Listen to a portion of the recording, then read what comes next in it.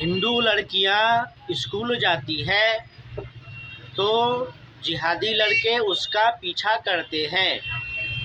हिंदू लड़कियां मंदिर जाती है तो जिहादी लड़के उसका पीछा करते हैं। हिंदू लड़कियां विशेष समुदाय के मोहल्लों से होकर निकलती है तो उसका पीछा किया जाता है। और अन्य कहीं भी जगह पर बस में हो, ट्रेन में हो, ऑटो रिक्शा में हो, हर जगह जिहादी लड़के हिंदू लड़कियों का पीछा करते हैं। यह हिंदू लड़कियों को का पीछा करना है।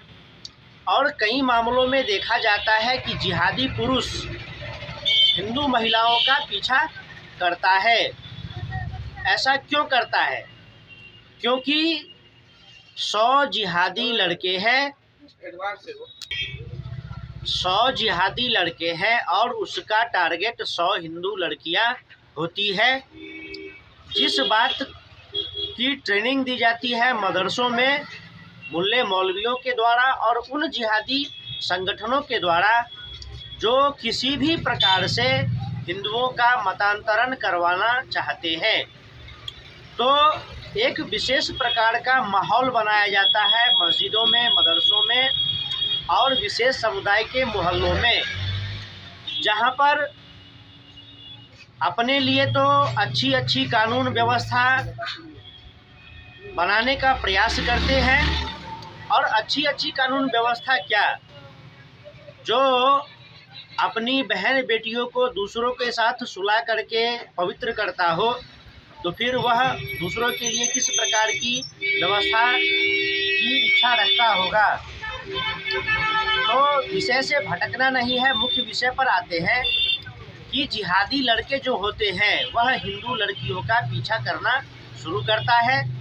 वह एक पैटर्न बना लेता है। सबसे पहले तो एक रास्ता पकड़ लेता है कि यह लड़की है, यह इधर से आती है, इधर से जाती है और इसका टाइमिंग इस प्रकार का होता है। जब जिहादी लड़का टाइमिंग पकड़ लेता है कि यह जो हिंदू लड़की है इतने बजे आती है, इतने बजे जाती है, तो फिर जो जिहादी कोई ऑटो वाला होता है उसको वह सांठगांठ करता है, उसको सिगरेट पिलाता है, उसको गुटखा खिलाता है और मज़े ले करके कहता है कि अरे यार फलाना लड़की है, इतने बजे आती है, इतने बजे जाती है, उस टाइम में तुम ऑटो लेकर के आ जाना।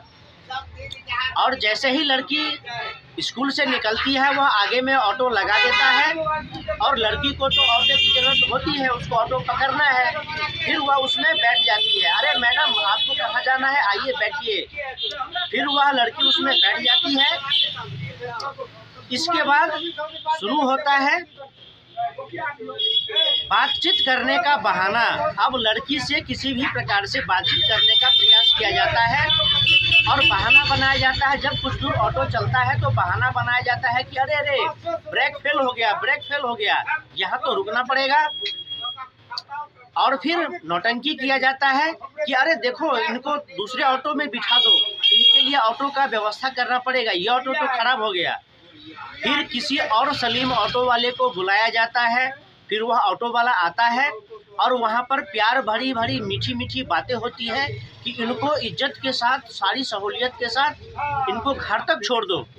अब वह लड़की इस बात को समझ नहीं पाती है कि मुझे तो सड़क पर उतरना है, अपने घर के पास उतरना है, घर तक छोड़ने वाली बातें नहीं है। और इस बीच में कुछ बातें करने का मौका मिल जाता है और दोनों अब्दुल जाकर के उस हिंदू लड़की को उसके घर के पास छोड़ आता है और हंसते बोलते हुए मीठी बातें करते हुए जाता है और आ जाता है। और इसके बाद वही मनोवैज्ञानिक खेल शुरू होता है। जैसे ही लड़की स्कूल जाती है वह अब्दुल ऑटो लेकर के आ जाता है अपने दोस्तों के साथ और फिर प्यार भरी मीठी बातें होने लगती है। और प्यार भरी मीठी बातें होने के साथ साथ अब चिट्ठी पर्ची पर आती है बातें, चिट्ठी पर्ची पर आते आते मोबाइल नंबर पर आती है बातें। इस प्रकार का खेल सैकड़ों हिंदू लड़कियों के साथ खेला जाता है, जिसमें 2-4 हिंदू लड़कियां पिघल जाती है और अब्दुल के बात को मान लेती है और वह मिलना शुरू करती है, फ़ोन से बात करना शुरू करती है। फिर जब मिलना शुरू करती है, फ़ोन से बात करना शुरू करती है, इसके बाद होता है यौन शोषण हिंदू लड़की का, जब यौन शोषण होता है उसका वीडियो बना लिया जाता है, उसका फोटो उतार लिया जाता है। इसके बाद उस हिंदू लड़की को कहा जाता है कि तुम अपनी और सहेलियों को लेकर के आओ, जो मेरे और 4 दोस्त हैं, अब्दुल है, उनके साथ उनकी दोस्ती करवाओ, नहीं तो हम तुम्हारा यह वीडियो वायरल कर देंगे, नहीं तो तुम रोज़ आती जाती हो कहीं मार के फेंक देंगे, जैसे श्रद्धा को मारा गया, जैसे निकिता तोमर को मारा गया, जैसे और सारी लड़कियों को मारा गया।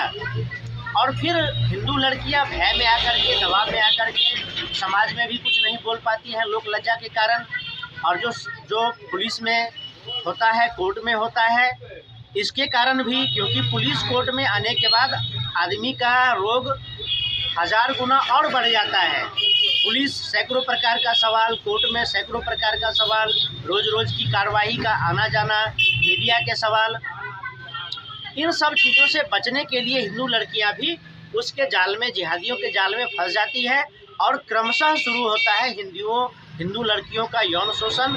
और उसके बाद फिर दबाव बनाया जाता है कि निकाह करो। जब हिंदू लड़कियां गर्भवती हो जाती है फिर निकाह करने का दबाव बनाया जाता है, कलमा पढ़ने का दबाव बनाया जाता है और ईमान लाने का दबाव बनाया जाता है। और इस प्रकार से यह खेल चलते रहते हैं। एक शहर, 2 शहर, एक राज्य, 2 राज्य, और हर जगह यही पैटर्न होता है।